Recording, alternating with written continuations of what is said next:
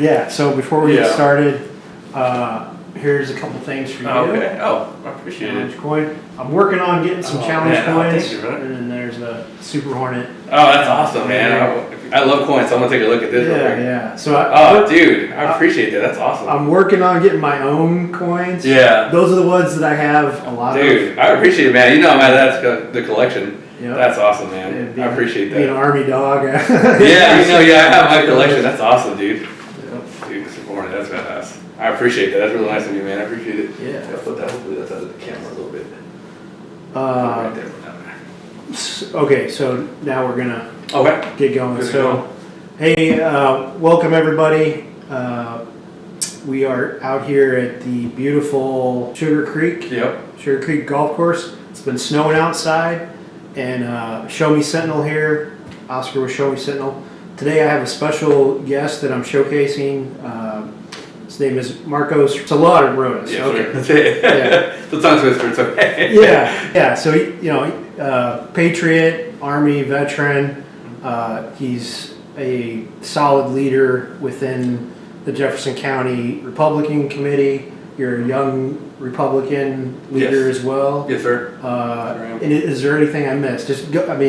Yeah, so I am on the board of directors for the St. Louis Young Republicans. I'm the director of communications there. And I was just recently elected to be the first vice president of the Jefferson County Republican Club.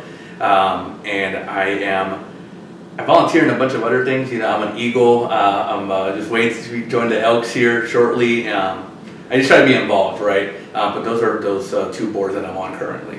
Okay. Yeah, there's something to be announced soon, but not just yet. So you, like me, Mhm. are a transplant into Jefferson County. Right? Yes, sure am. You know, So tell me the Marcos story. Like, sure. where'd you grow up? Yeah. What led you absolutely. to the Army? What'd you do there? Oh, like I said, my name is Marcos Zelada-Rodas. I'm 27 years young. I was born in Pasadena, California. So like you said, I am a transplant. I fled the communist state of California, coming up on 2 years now, with my fiance at the time. I was born and raised in a really low income family. We moved from Pasadena to Fontana, and then spent most of my life in a town called Elton, California, which is where I really truly call home. Really where I spent most of my elementary school age, middle school, high school. And California used to really be a really beautiful state. I think it still can be, but it was a lot different back then compared to now. The cost of living, the cost of gas, the cost of everything, the regulatory burdens there, the overdoing of laws in some places, like the gun rights space, versus the under law enforcement and things such as property crime and drug use and drug trafficking and selling. Made it a really difficult place to live at. But I was determined to be part of that change, hopefully. Ever since the age of around 14 years old, I was a Upland Police Explorer, which was a young program for teens basically that were from 14 to 21 to gain hands-on experience in law enforcement, start learning basically what they would need to know in order to be successful in the police academy and in a career in law enforcement. Well, I was really impatient. I knew I wanted to be a police officer from a very young age. I'd probably say, before I even joined the Explorers, and that only solidified it when a gentleman who had just lost his car, pretty distraught, was trying to find his car. We were doing the report, and I was able to make him laugh and smile in that moment. I knew right then and there I wanted to be a cop, so that I could be there for people in their hardest times and hopefully bring a little light into that, bring a little of good humor, and be a good example of what professional community-focused law enforcement can be to my fellow Americans. So with that impatience, I joined the United States Army so I could be a military police officer. Oh, okay. So that's how that kind of happened. I wanted to be a soldier from a young age, and then I wanted to do law enforcement. And then once I realized I could do both at 18 instead of waiting until I was 21, to go to the police academy in California, I could just start at 18. I just jumped right on it. For me, it was the biggest honor of my life. I got to serve all the American people, under the flag that I wore on my arm, while also serving as a law enforcement, to the families of Fort Drum, New York, where I was stationed. So within that, I have unfortunately have responded to everything from domestic violence cases to assaults, to batteries, to child neglect, to stalking, sexual abuse, you name it. Maybe not as frequently as some folks in major metro areas, sure, but just about anything that is a problem on the outside is also a problem on military bases. And one of the quickest wake-up calls for me was on my second day of working patrol. Might have been my first or second day of working patrol.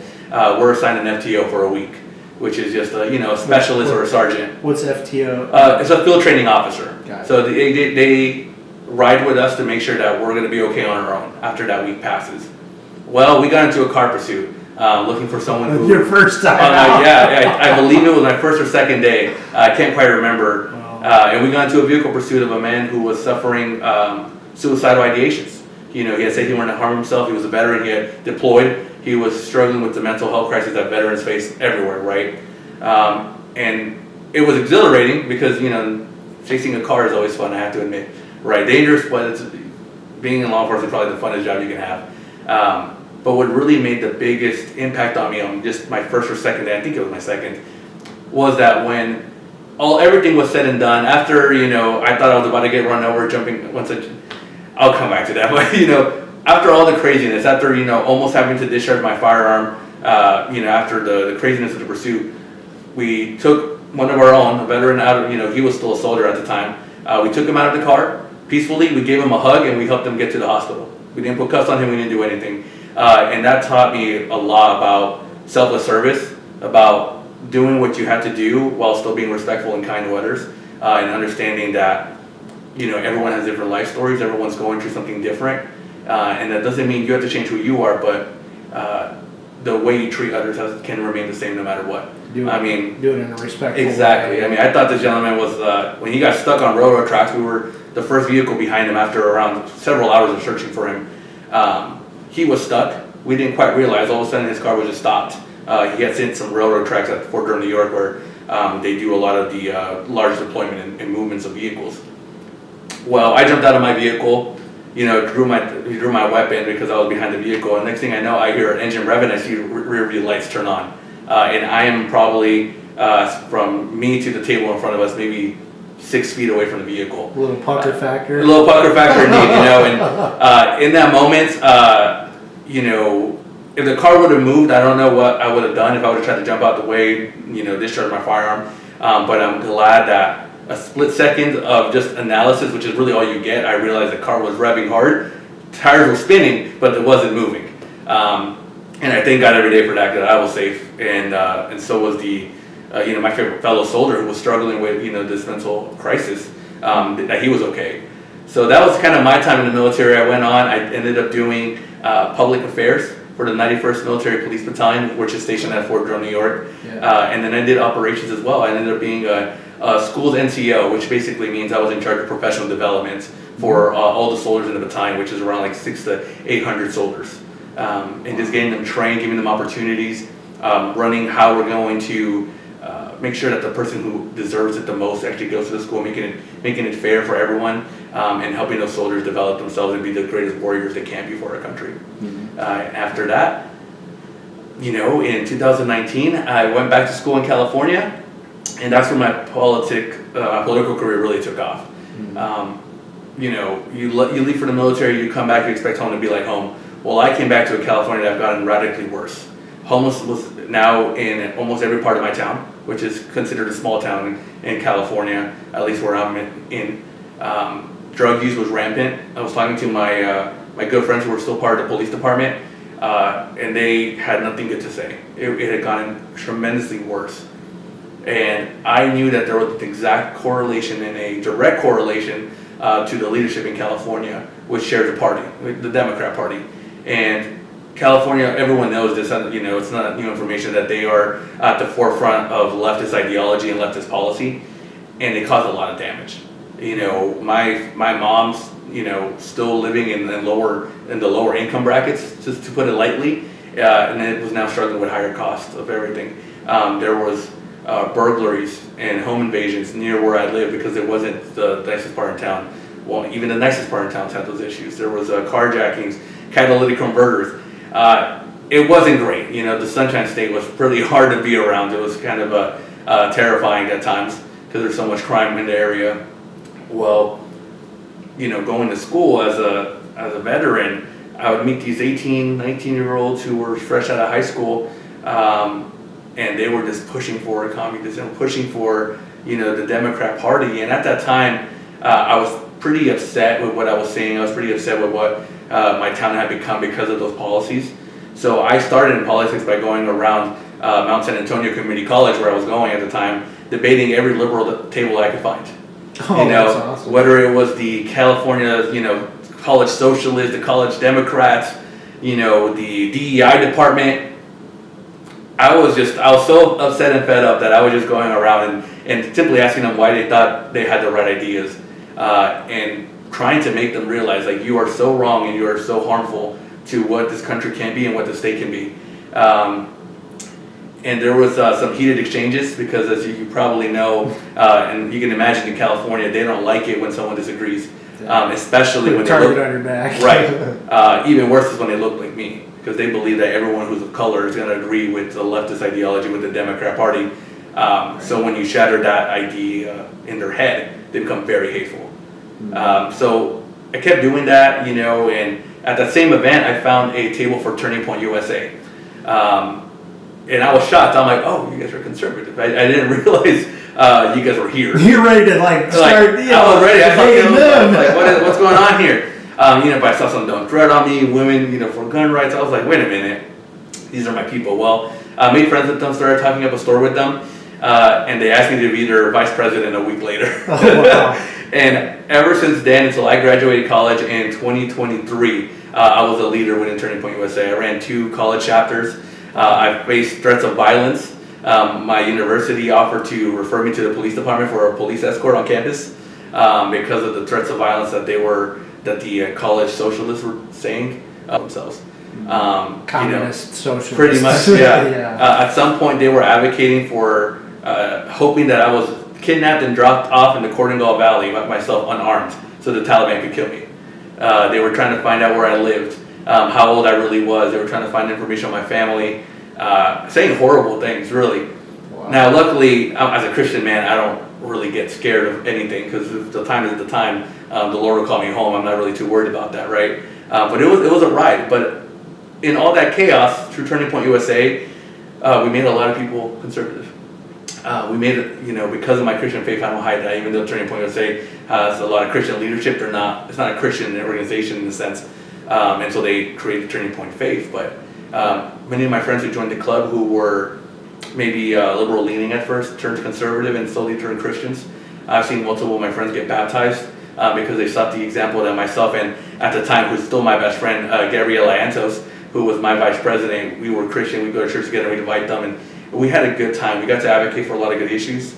We got to turn back and open up their COVID vaccine exemptions so that students, for any reason, could get an exemption. It wasn't as strict as other schools because we were just making a lot of noise. We were respectful, but we were organizing. We were staying active. And in all that time, I had a really good time. And ever since then, that's how I met my now wife. And she got me more involved with the Republican Party because I was definitely an outsider to the Republican Party. I was just we're not conservative enough. We need to do more. The federal government is horrible. And I was like an outsider. I was like, I don't want to go anything to the Republican Party, even though I vote Republican and always have my whole life. I had a lot of qualms with the Republican Party for not doing enough. And then I kind of quickly started to realize how things are done and why things are sometimes the way they are.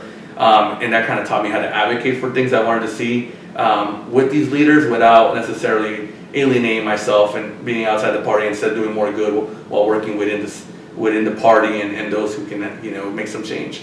So I had a lot of success with that, and all of that, honestly, all of it boils back to one afternoon when Donald Trump announced his presidency, and my mother, who was a legal Guatemalan immigrant, who was a professor in Guatemala, and ended up doing low-income jobs in America, so I had a better future.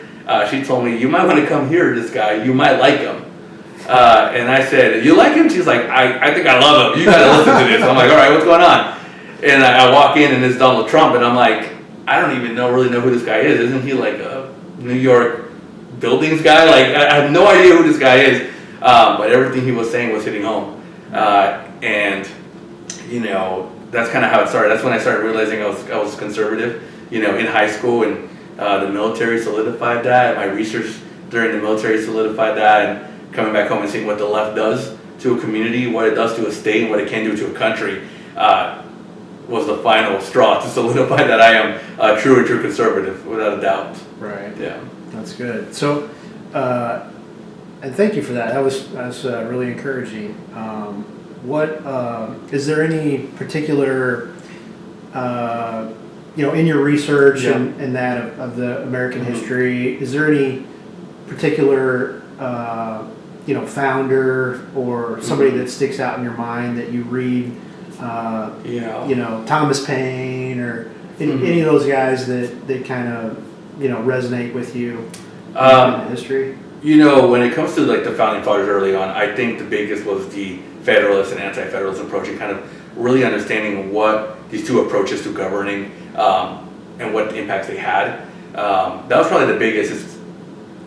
I am a limited government constitutional conservative, without a doubt. So kind of reading those early papers was really crucial to me, and also doing some of my research, finding out that a lot of the founding fathers were Christians, and that is a foundation to this nation. I think was really comforting, and also helped solidify that the path the country was going, the path that California was going, was not what was intended. It's not foundational to our country and our beliefs, so there has to be some pushback there, even if I was going to get a lot of hate, which I did, right? And I think it's still seen now. We have, even in Missouri, there's some things that are overregulated, sometimes at the county level, sometimes at the city levels in other areas, and at the federal government, we're just overregulated, overtaxed, and overcontrolled, right? And I think there's a lot that can be done with that, and some of it is really fundamental. I think it really goes back to the basics. So if one thing I would say is that the Federalists, Anti-Federalists, some of the readings of the Founding Fathers and their belief in governing and how it comes, how human rights come from God, is crucial, and I think everything can be boiled right down to that, instead of being this expanded, bloated machine.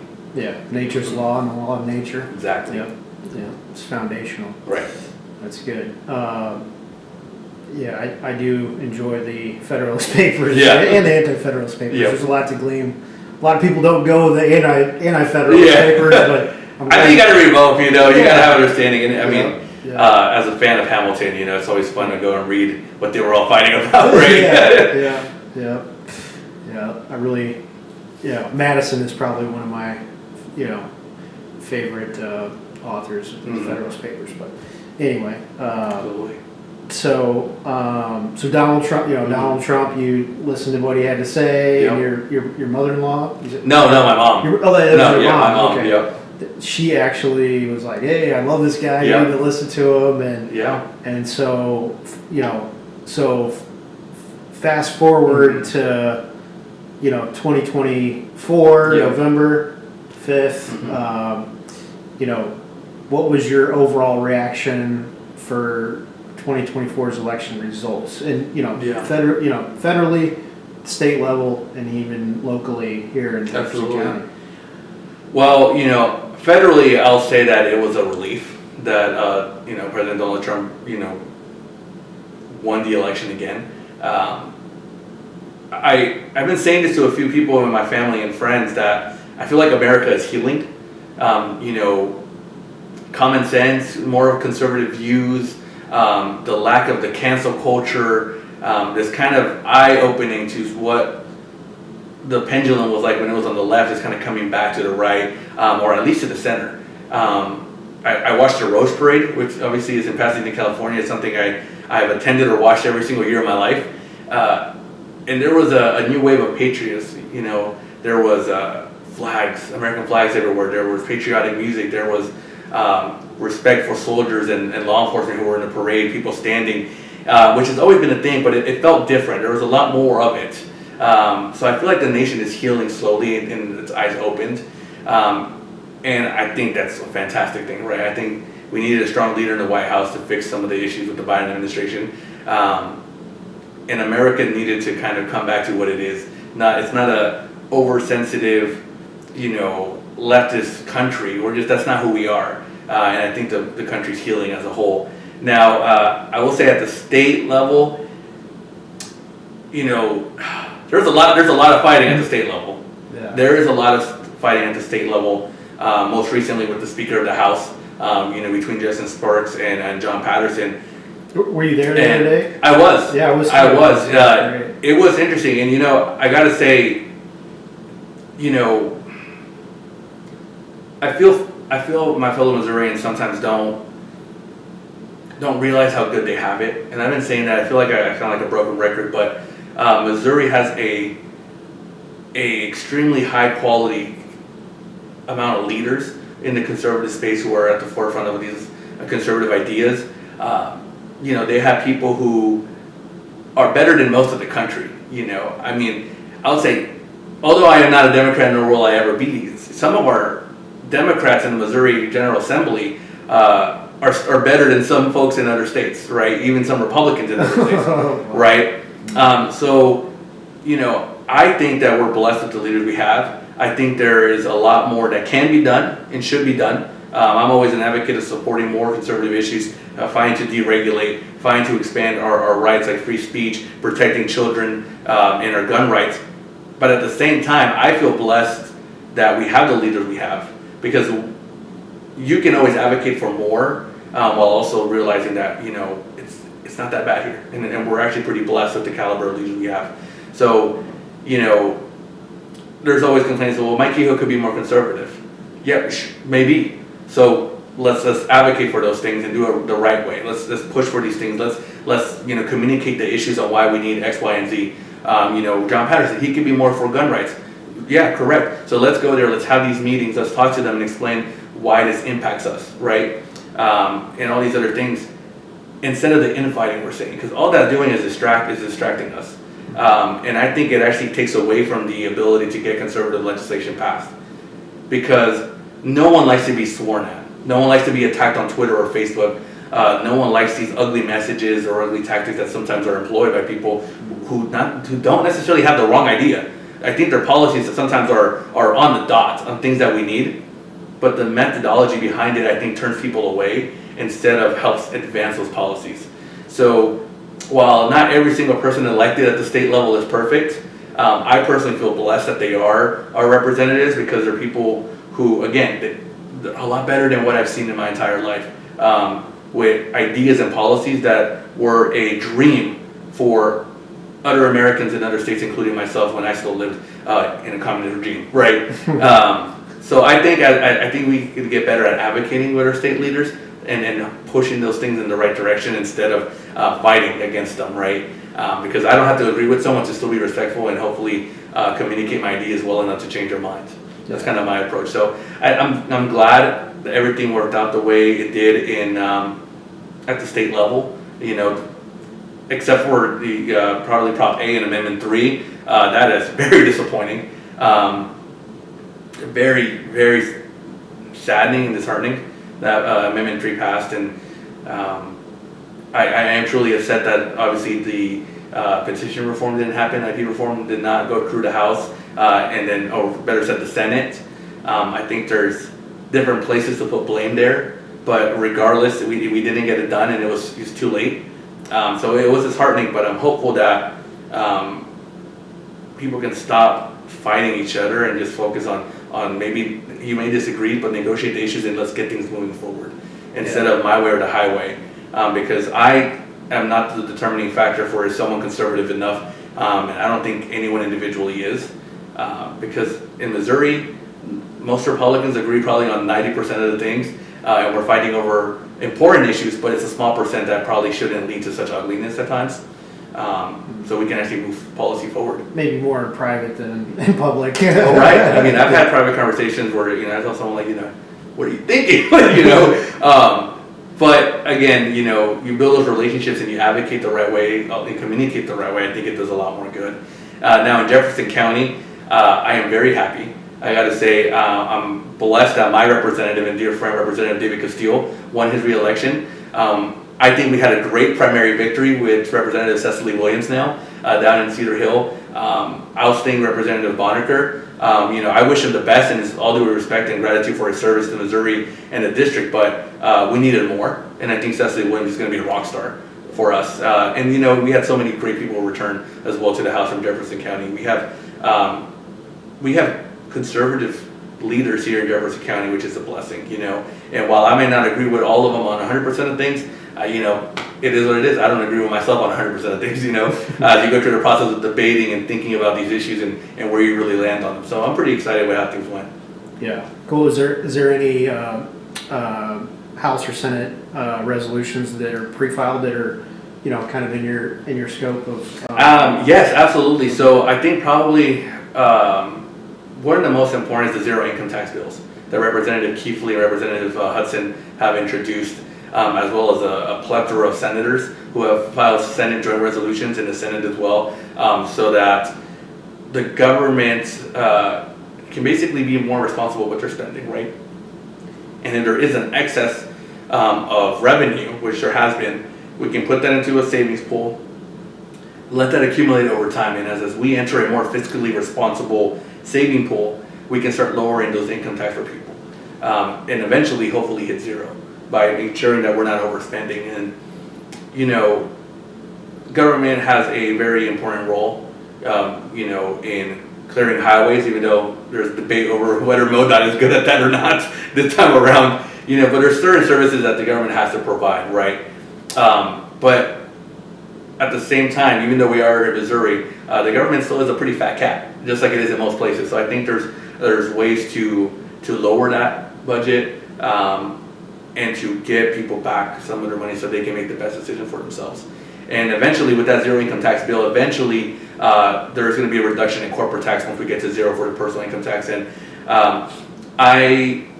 I'm pro-business. I understand that what people complain about when it comes to corporations and their greed. I understand that. I do think some of it can be pretty anti-American. However, by lowering some of that corporate income tax in Missouri, the hopes is that it'll promote economic development, bring businesses into Missouri, and give people work.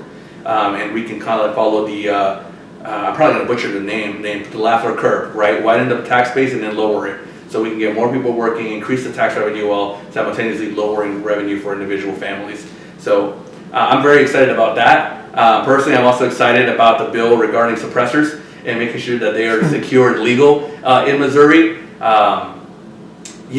As someone who has sometimes hearing issues, I know, and a lot of veterans who do, I think it's important for them to be able to enjoy their Second Amendment rights, whether they're out hunting or doing whatever it is else that they want to do with their Second Amendment right that's lawful, without necessarily having to worry about ear damage or bothering everyone in the neighborhood because they decided to shoot a raccoon or an animal hurting one of their own or their pets, right? And at the end of the day, with very few limitations, something like a suppressor, if law enforcement and the military can have it, then law-abiding Americans can as well. And I think that's fair because a suppressor is not going to make me go out and shoot someone. A suppressor is not going to make me rob a store the same way a gun doesn't make me commit a crime. There's a lot more factors to it, and the tools that Americans have access to are not one of them, in my opinion. Yeah. So I'm excited for that. And I could go on. There's a plethora. I'm ready to start building Apaches. You probably could. You probably could. I won't know how to, but I'm sure you'll give me a ride once you get how an Apache goes. If I get enough people, we could buy one. Right. And as much as I'm a Second Amendment absolutist, sometimes there are regulations that we need. Suppressor is not one of them. And I understand that Missouri is very pro-gun. And I get asked a lot, what more could you guys possibly want? I'm like, well, you'd be surprised. Because just about every gun law is an infringement, so we're working on repealing those. So, there's a lot. And in the business space, there's a lot of important work being done to work on Prop A so that employees can get the assistance they need and get these fundamental issues that are good for them, such as sick leave. There's things within there that I think are good for people, that allow them to work better, to allow them to be less stressed, but there's also an element to that that's kind of a burden on many small businesses, right? So it's finding ways to work it, to amend it, while respecting that the voters did want something like this in place for maybe some of the larger corporations and such. So there's a balance in there. So, like I said, there's lots of legislation in the business side as well. I think my hope is that this year is a year of deregulation, so we can enable small businesses to be better in Missouri. As a small business owner, the less regulation, the better. Right. Yeah. Yeah. Very good. So, next couple questions have to. Well, I forgot the first. That's the second question. So, conservative influence. So, how do you believe conservative values resonated with voters nationally and more specifically in Missouri? Right. Well, you did kind of touch on. Yeah, I feel like at the national level, conservative values and policy, when done properly, aren't very complex items, right? They lower taxes, they deregulate people's lives, whether it's in their businesses or in their private lives. It promotes the American spirit, the American dream. It defends, our borders and our interests abroad through a strong military. They're very common sense, normal things, right? That I think you go back, before I was born, sure, but you go back 40, 30 years, most Democrats and Republicans were having the same drumbeat. Having the same drumbeat, they were in agreement and lockstep on many of these issues. So I don't necessarily believe that the conservative cause did one big change to attract people. There was a lot of intelligent things we did in the campaign with the Trump administration did, such as podcast strategies, reaching out to younger voters. I think the Republican Party did a good thing of outreaching to Latinos because they saw a giant uptick in Latino men voting for Donald Trump, and same thing with the African American community in some places, right? So I don't think there was a big necessarily change. What I really think it did was that Democrats got very confident and they let that pendulum swing way too far to the left and showed a lot of their true colors, which inevitably showed the true impact of their policies. And that made Americans realize this is not going to work for us. Everything costs more when I go to Costco, right? It costs more to feed my children. It costs more to fill my gas. It costs more to buy a house. Inflation is through the roof. War in Ukraine, war, in Yemen. All these different conflicts going on and all these issues that affect people at the kitchen table when they talk about what really matters to them, right? That, I think, is what did it. Honestly, I think there's a lot of room for Republicans and the conservative movement to still become better at outreaching, especially the younger people. We're pretty darn bad at it as a whole. So I don't think it was necessarily a great big change in how their strategy worked out, which, again, their campaign strategy was very good, but as a whole, conservative ideas, I think we're just the normal common sense policy and idea group, right? And I think people naturally return to that after the other side went so extreme. I think that's really what happened. And at the state level, in the metro areas, it's much like the coastal cities, right? A lot of Kansas City and St. Louis has very similar leaders to California, but I do believe that Mike Kehoe specifically won by such a large margin because people really want calm, composed, common sense policy and leaders. Kehoe is without a doubt pro-life, and he wants to push that. He's talked about that in press, in press briefings.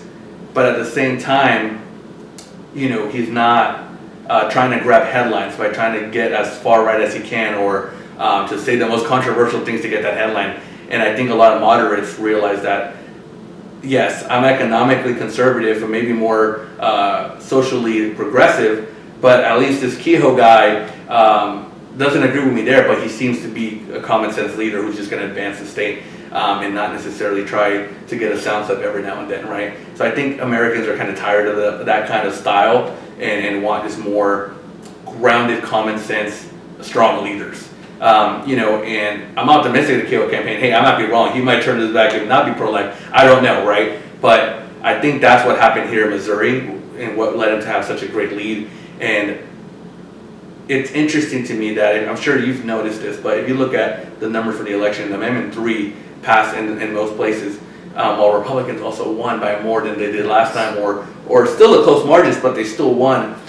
So it goes to show, unfortunately, and I will say this, unfortunately, it goes to show, I think, that some people, even within our conservative space, are very moderate leaning at times on certain issues. So I think being respectful of those differences while still staying true to who you are and what you believe in is probably the best way forward. And what we're seeing is that's how many of the folks got elected. You look at Representative Phil Olderking and St. Louis County, very close race. He is a true conservative leader, but he won't go for headlines. He focuses on policies that help his constituents and help move Missouri forward. So there's people like that I think were rock stars about understanding what they're facing, and so they can still remain, because I'd rather have a Republican who disagrees with me on one issue and votes, let's say, against some gun bill. I personally hate to see it. If I know him well, I'll give him grief all the time for it. But I'd rather have him in that seat or her in that seat than a St. Louis County Democrat who may have anti-business policies, who might have more radical anti-gun policies, who might, honestly, sometimes might hate everything that I support and love. So I think that's kind of the way Missouri felt like. It's more of the, not moderate, because I don't want moderates either, but conservatives who have a very steady, calm leadership approach that is not necessarily flashy, I think is really who are the winners. Yeah, so we're lucky in Jefferson County that we don't come to the county meetings and the county councilmen are wearing defund the police shirts, right? So yeah, we're lucky that they don't use their power to kick you out because you're talking against the teachers union. I've had that. Wow. We're lucky that you don't get yelled at and pushed out by not only the elected officials but all the union teachers who are there, because you want to protect kids in schools from having to use bathrooms with the opposite sex, or lose their scholarships because they're playing sports with the opposite sex, who may identify as a female or male, whatever it may be. Like I always say, is it perfect? No. Could some representatives be more conservative? Absolutely. Yes, they could be. Yeah. Yes, but we have it better than we realize, and I think people here don't have a common enemy. They don't have, in a sense, the realization that this could be a lot worse, and that turns them a little more aggressive with the lack of more conservative issues here in Missouri. If that makes sense. Yeah. So it's kind of statewide. Mm-hmm. And even, there's even this divide here in Jefferson County too. Right. The rural versus urban divide. Oh, sure. What did the election results kind of say about that divide between the urban and rural, to you? It's hard for me to say. In Missouri, you can clearly see that, the urban areas have more left-leaning policies and ideas. That's the very obvious. I think at the national level, I think it was more blended this time, because Donald Trump kind of outperformed in some of those cities and some of those states where the metro areas usually carry for the opponent, the one on the Democrat side. So, I think there will always be a challenge there, and I think it's a messaging thing, right? Like I said, there's more moderates in the urban areas than there are in the rural counties, and I think there's ways to improve on how you communicate conservative issues without changing what you believe principally.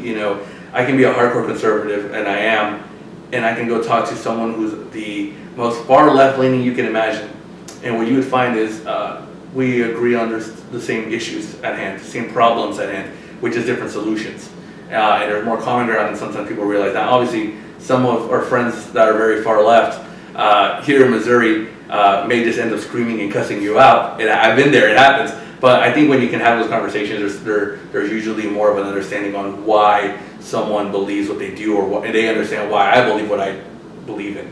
And I think as that communication improves and how we address these issues, how we communicate, hey, why are gun rights better for people?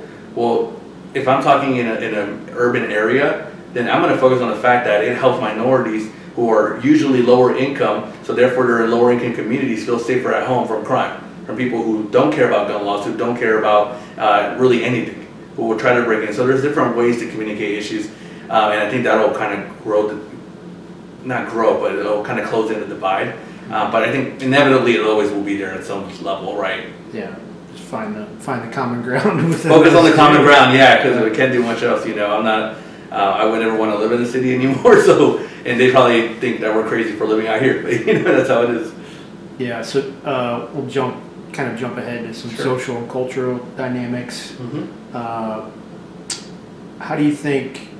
How should conservatives respond to the ongoing debates about curriculum content, school choice, and parental rights? I'm surprised at the dynamics that we're facing here in Missouri when it comes to the school choice debate. In most states that are under more Democrat control, obviously schools do a lot worse and they're failing, despite a massive amount of funding and amount of funding per student in those schools. And they have always sought to use school choice as a solution to that, to give parents the right and their freedom to basically decide where the student goes, whether it's going to be, hey, we love our public school.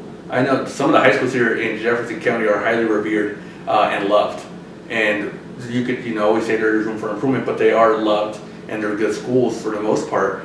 Well, I might choose to just keep my kid there, right? Another family might say, you know what, I want to homeschool my kids because I want them to specialize in this, or this is what I see for them, or simply my kid does not want to sit in a seat for 6-8 hours a day in school. That's just not how they learn. That's not who they are. I think they're going to do better being homeschooled. And I know there's a lot of misconceptions over what school choice legislations in Missouri have and say. There's worries about DESE having more control over the homeschool, and therefore that person's home and their privacy and their individual freedoms at home. There's concern over guns at home and if they're being homeschooled. And I think some of those misconceptions are just that, they are misconceptions. So, I mean, myself personally, while I support teachers and schools and I want them to be the best they can be, I am also an advocate for school choice so that folks can decide what's best for them and themselves and their family. And I think that's very conservative at its core. They get to choose what they want to do with their children. The government can't say no. And it is also not fair that they get taxed and send that money to a failing public school while they're putting in the time, energy, and efforts and talents to educate their children at home, right? My wife was homeschooled her whole life. She graduated early. As a matter of fact, I'm older than her, and she graduated college before I did by at least everything 2 years. Yeah, she's socially awkward too, right? Right. No, she's cooler than I am, right? People like my wife better than me, and I get that, And she was homeschooled. She's been massively successful. She got a full ride to the University of California, San Diego. She got everything covered for her community college because on her merit, because she earned it through her education and grades and things of that nature. There were scholarships.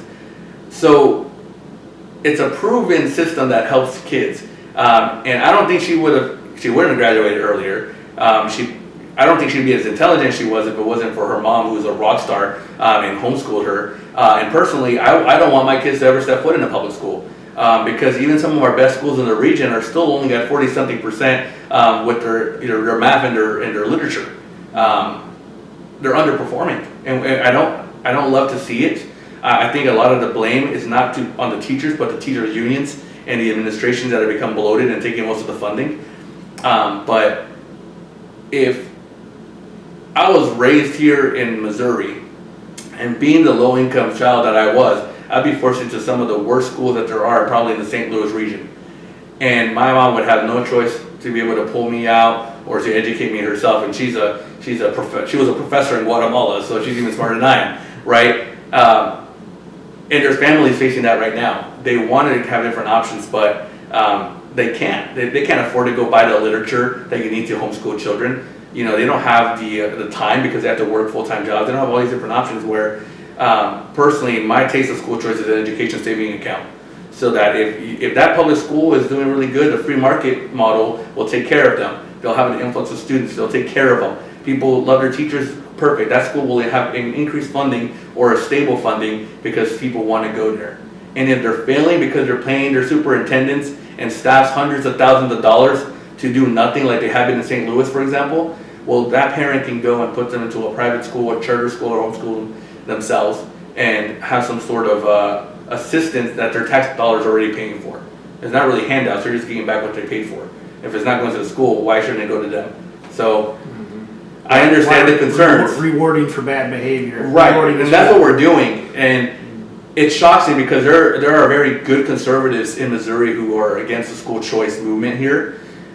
And it shocks me because the only people who are against school choice where I've worked on the issue, and I've done extensive work in education reform. I worked with former member of Trump's cabinet, Richard Grinnell. He was a former acting director of Homeland Security in Trump's presidential cabinet his first term. We worked on education saving account in California, and under great folks. But the only people who were against us in the school choice were the teacher unions and the Democrats. Mm-hmm. And here in Missouri, we have very good principled conservatives who are against school choice because of this fear that the government might come in, or there's also concerns over rural schools.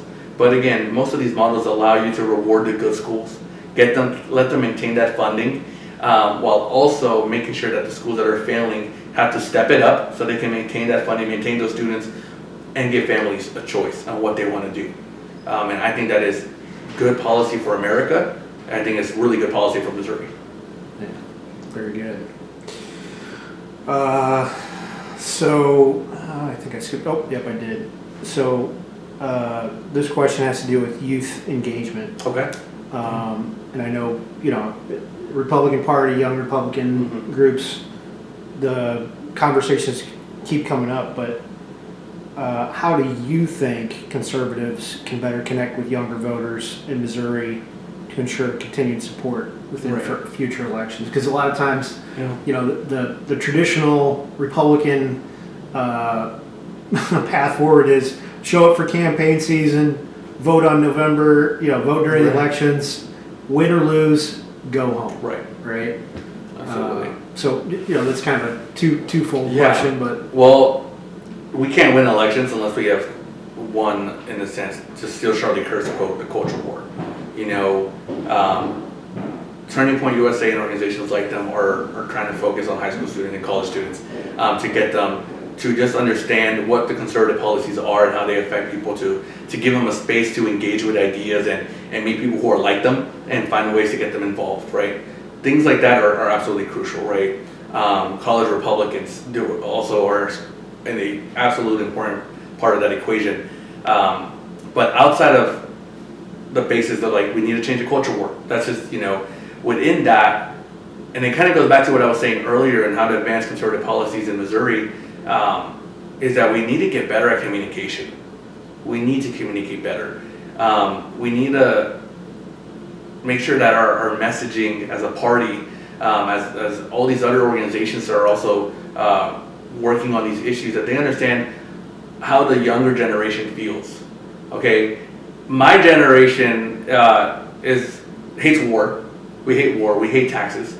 We believe, many still believe that the Republican Party only cares about large corporations who don't care about the younger generation, about everyday Americans. There's all these different sentiments within that, younger millennial, Gen Z, and all these incoming generations that are, disgruntled with what opportunities in the U.S. hold, disgruntled on what the American dream can really be.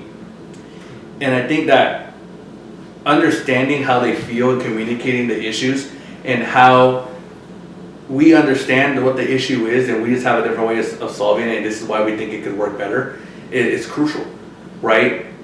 You look at Medicare and insurance, problems in America. That's a very Democrat issue to say that. It's a very Democrat thing in the sense to say that I want Medicare reform, I want insurance reform, I want the American health system to be reformed. However, to the younger generation, that is not a Republican or Democrat thing.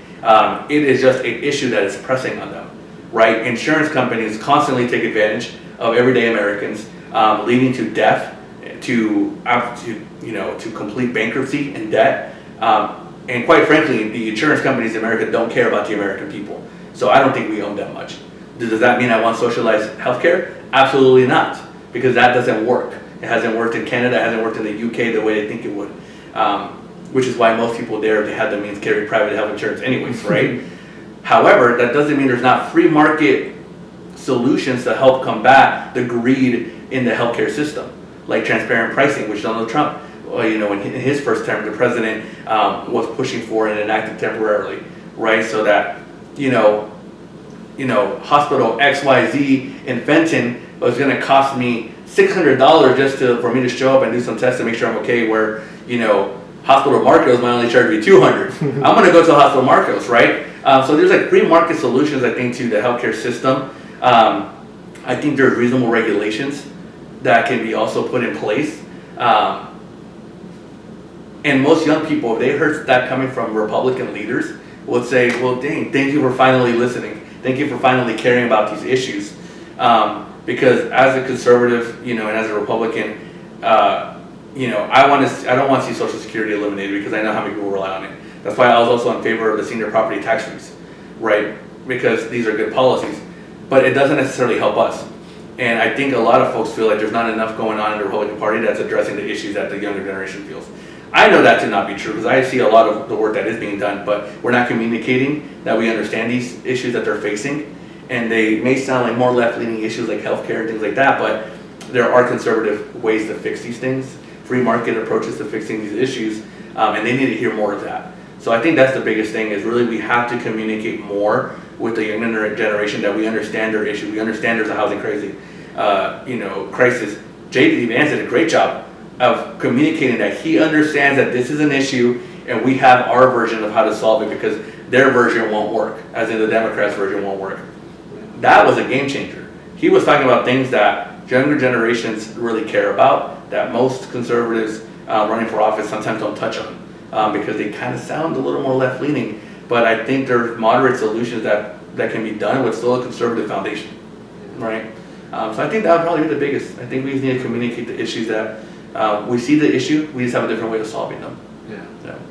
Well, very good. I guess to wrap it up, is there any other, you mentioned several organizations that you're a part of. Mm-hmm. Is there any one in particular or all of them that you just want to, how can people reach you?